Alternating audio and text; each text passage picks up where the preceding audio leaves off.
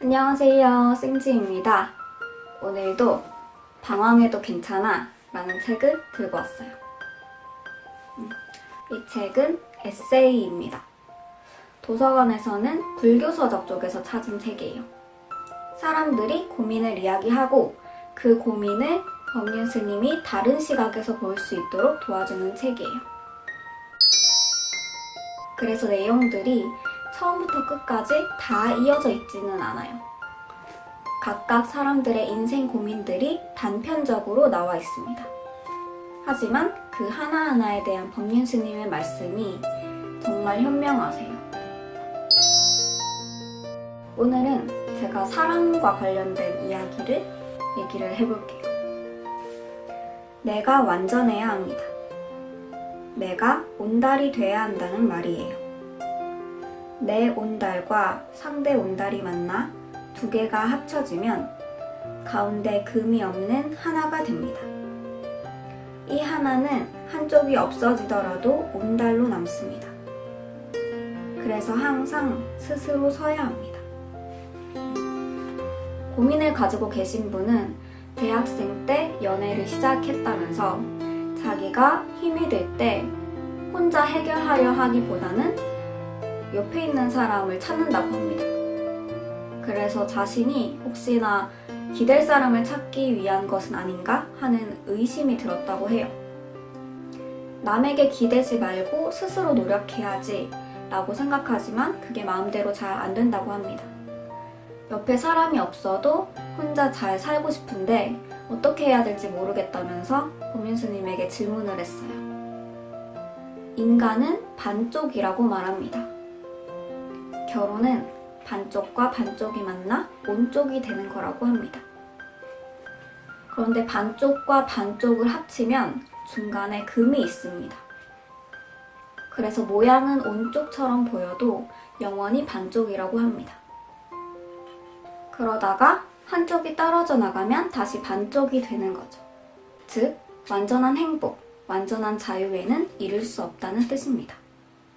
내가 만약 다른 사람에게 기대는 성격이라면 내가 약간 속박받는 것을 자초한다고 생각을 하세요. 가령 부모님의 경우엔 부모님은 나를 돌봐주시지만 잔소리꾼이고 나를 속박하는 존재입니다. 힘들 때마다 곁에 있는 사람한테 의지하려는 사람이면 더욱 그렇습니다. 만약 이런 내 카르마대로 살기 싫다라는 생각이 든다면 변화해야 합니다. 기대고 싶은 마음이 드는 건 어쩔 수 없습니다. 다만 기대고 싶은 마음에 사로잡히면 안 됩니다. 기대고 싶은 마음은 무의식적으로 일어나기 때문에 내가 이래라 저래라 한다고 해서 되는 게 아닙니다. 의지하고 싶은 마음을 따라갈 때는 내가 속박받는 것을 각오해야 합니다. 이렇게 우리의 인생은 방황의 연속입니다. 혼자 있으면 외롭고 둘이 있으면 귀찮고 이래도 문제 저래도 문제입니다. 해결 방법은 혼자 있어도 외롭지 않고 둘이 있어도 귀찮지 않아야 합니다.